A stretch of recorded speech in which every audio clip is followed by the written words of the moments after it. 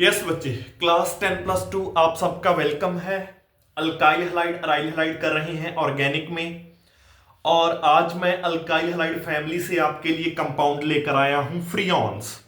Freons क्या हैं, freons के यूजेस क्या हैं और इनका एनवायरमेंटल इफेक्ट्स क्या हैं, ये सब आपके सिलेबस में है मेरे क्लास 12th के बच्चों। तो स्टार्ट करते हैं। सबसे पहले क्या है फ्रियॉन्स। फ्रियॉन्स की अगर मैं डेफिनेशन देखूं बच्चों, तो freons are the chlorofluoro compounds of methane और इथेन, या methane and ethane. These are the chlorofluoro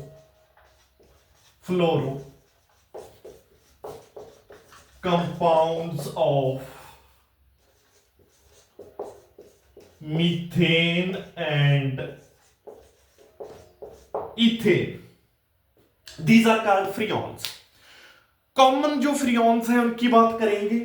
तो जो कॉमन फ्रियॉन्स हैं बच्चे, सबसे पहले जो सबसे इंपॉर्टेंट फ्रियॉन जो एज ए रेफ्रिजरेंट भी यूज होता है, एयर कंडीशनर्स में हो चाहे रेफ्रिजरेटर्स में हो, हमारे घरों में यूज होता है एज ए रेफ्रिजरेंट, उसकी बात करते हैं। वो है फ्रियॉन 12, वो है फ्रियॉन 12 और इसका फॉर्मूला है CF2Cl2, CF2Cl2।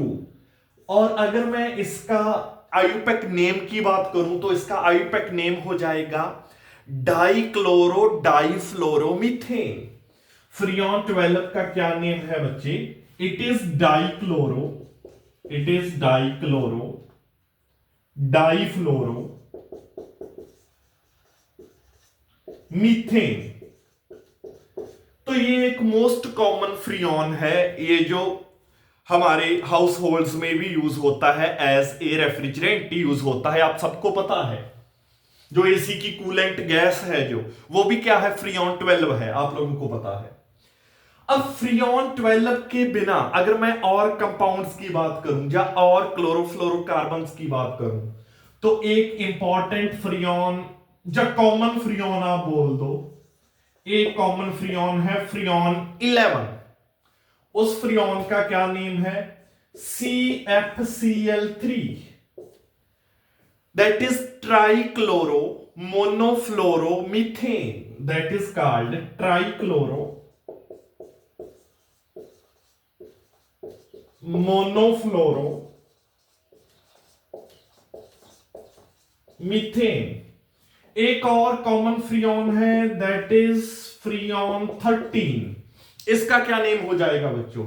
इसका नेम होगा CF3Cl, that will be monochloro trifluoro methane, that will be monochloro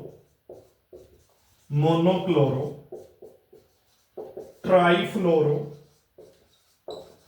methane. और एक और कॉमन फ्रियॉन की अगर इस फैमिली के फ्रियॉन की बात कर लूं, तो एक है फ्रियॉन 14।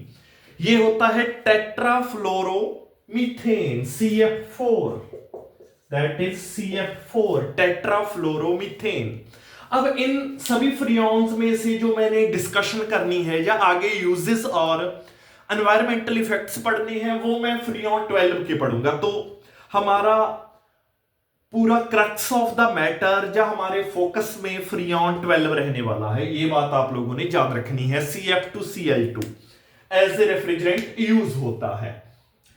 तो इसकी स्ट्रक्चर की अगर बात करूं, फॉर्मूला मैंने आपको बता दिया है। आप देख रहे हो कि एक कार्बन है, कार्बन sp3 हाइब्रिडाइज्ड होगा, मतलब उसके साथ उसके 4 कोवेलेंट बॉन्ड्स बनेंगे, 2 उसके साथ फ्लोरीन्स लगी हैं और 2 उसके साथ क्लोरीन्स लगी हैं, तो टेट्राहेड्रल स्ट्रक्चर हो जाएगी, sp3 हाइब्रिडाइज्ड कार्बन होगा। ये आप स्ट्रक्चर खुद बना सकते हो, मैं इसमें और नहीं जाना चाहता।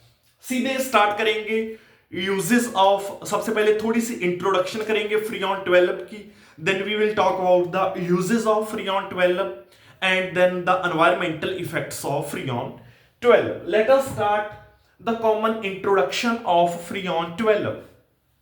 इसकी कुछ बातें, कुछ इंपॉर्टेंट बातें बच्चों जान लेते हैं। तो सबसे पहले ये वेरी स्टेबल कंपाउंड है। फ्रियॉन 12 एक बहुत ज्यादा स्टेबल कंपाउंड है, इट इज वेरी स्टेबल।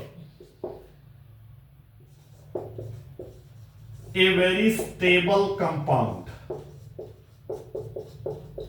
ठीक है जी, फ्रीऑन 12 को मैं ये बोल सकता हूं।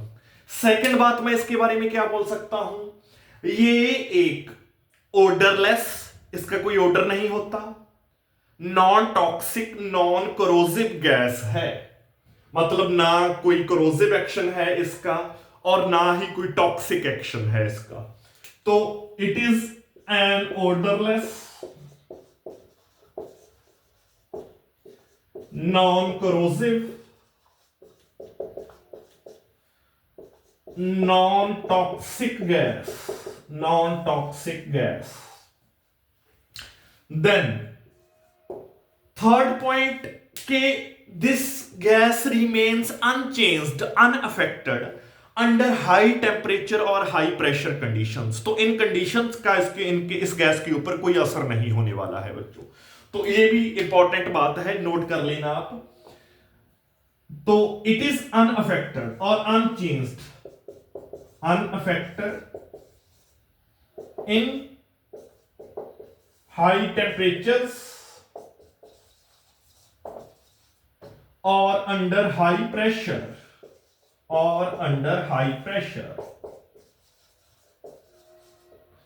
और आगे अगर मैं और कॉमन इसके बारे में बात करूं और कॉमन पॉइंट अगर बनाऊं इसके बारे में, तो वो वैसे यूजेस में भी कवर हो जाएगा। अगर यहां आपने लिखना है तो यहां भी आप एक बार फोर्थ पॉइंट बनाकर लिख सकते हो कि फ्रीऑन 12 एज रेफ्रिजरेंट यूज होता है in refrigerators and in air conditioners. तो उसका एज ए रेफ्रिजरेंट यूज होने का मतलब ही ये है बच्चे कि इतनी सारी इनके पॉजिटिव पॉइंट्स हैं, बहुत ज्यादा स्टेबल है, ओडरलेस है, कोई स्मेल नहीं है, नॉन कोरोसिव है, कोई मेटल्स के साथ रिएक्ट नहीं करने वाला है, नॉन टॉक्सिक है, कोई हम पर असर भी नहीं होने वाला है इस गैस का, और बाकी हाई टेम्परेचर हाई प्रेशर का भी इसके ऊपर कोई असर नहीं होने वाला है, ये चेंज नहीं होने वाला है, डीकंपोज नहीं होने वाला है। That's why house hold appliances में एज ए रेफ्रिजरेंट यूज होता है। आगे बच्चे इसके डिटेल में यूजेस की बात करते हैं फ्रीऑन 12 के, साथ में फिर एनवायरमेंटल इफेक्ट्स देखेंगे। यस बच्चे, यूजेस देखने वाले हैं हम किसके, फ्रीऑन 12 के। याद रखना है बच्चे, freon as a propellant use होता है, as a propellant, it is used as propellant.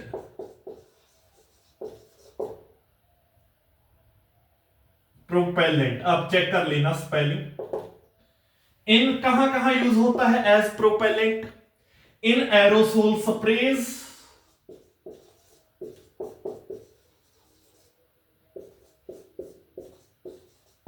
in hair sprays, in insecticides,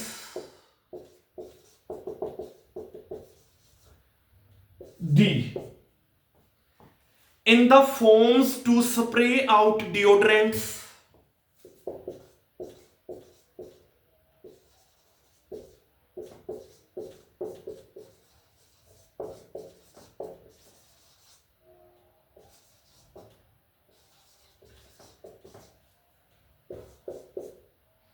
shaving creams में,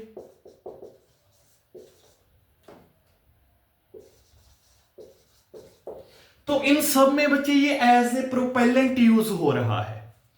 ठीक है, तो और इसके बिना क्या यूज होंगे, और आपको पता है एयर कंडीशनिंग पर्पस के लिए यूज होता है। आगे आप बना लो, एफ पॉइंट बना लो आगे, एयर कंडीशनिंग पर्पस के लिए एयर कंडीशनर्स में यूज होता है, एयर कंडीशनर्स में, एसीज में यूज होता है एज रेफ्रिजरेंट। आगे और क्या यूज बनाओगे, और आप लिख लो रेफ्रिजरेटर्स में यूज होता है एज रेफ्रिजरेंट।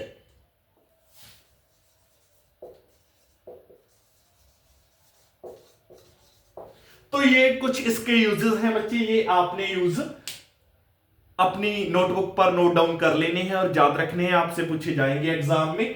तो एज ए प्रोपेलेंट यूज होता है in the following, as refrigerant use होता है in air conditioners, in refrigerators. ठीक है बच्चे। और मेरे पास एक डेटा है कि वो डेटा क्या कहता है कि 1974 में देखा गया था, 1974 में annually 2 billion pounds of freon 12 generate हो रहा था या प्रोड्यूस हो रहा था। ये डाटा है, आपने लिखना है तो लिख लेना, otherwise we will go to the environmental effects of freon 12। दोबारा फिर रिपीट करता हूं, जिस बच्चे ने लिखना है जी, कि देयर इज ए डाटा। वो डाटा क्या कहता है कि 1974 it has been seen in 1974 that 2 billion pounds of freon has been produced annually। Annually produce किया जाने लगा था। अब तो आज की डेट में तो कितना ही ज्यादा प्रोड्यूस हो रहा होगा, आपको पता ही है।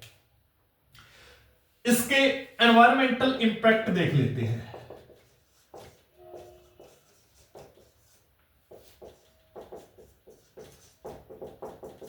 एनवायरमेंटल इफेक्ट क्या है? बहुत ज्यादा डेंजरस इफेक्ट है इसका। अब इवेंचुअली ये एटमॉस्फेयर में जाता है बच्चे, गैस है, बिकॉज गैस एटमॉस्फेयर में तो जाएगी।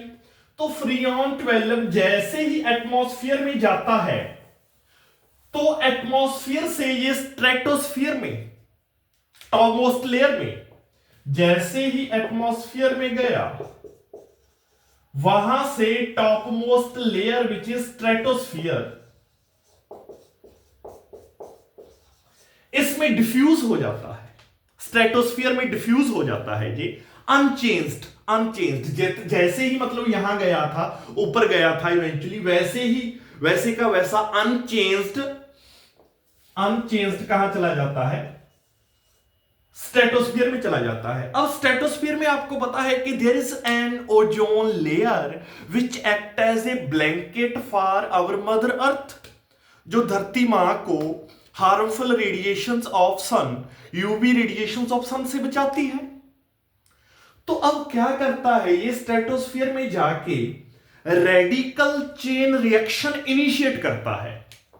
ये क्या करता है? स्ट्रेटोस्फियर में पहुंचकर एक रेडिकल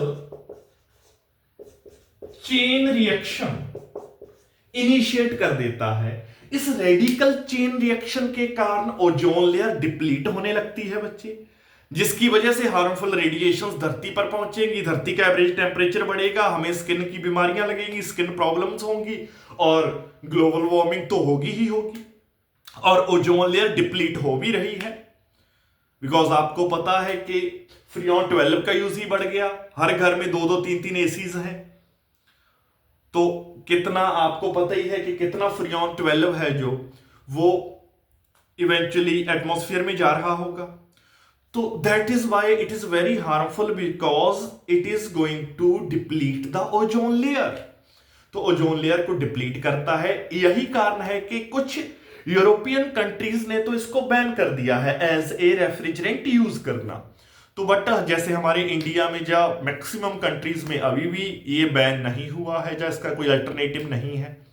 तो दैट्स वाई इसके लिए हमें सोचना पड़ेगा। So this was all about freon 12 harmful effects, environment के ऊपर इफेक्ट क्या होता है। अगली क्लास में अल्काइल हलाइड और अराइल हलाइड्स कंटिन्यू हैं और किसी कंपाउंड के साथ मिलते हैं जो भी रहता है इनमें।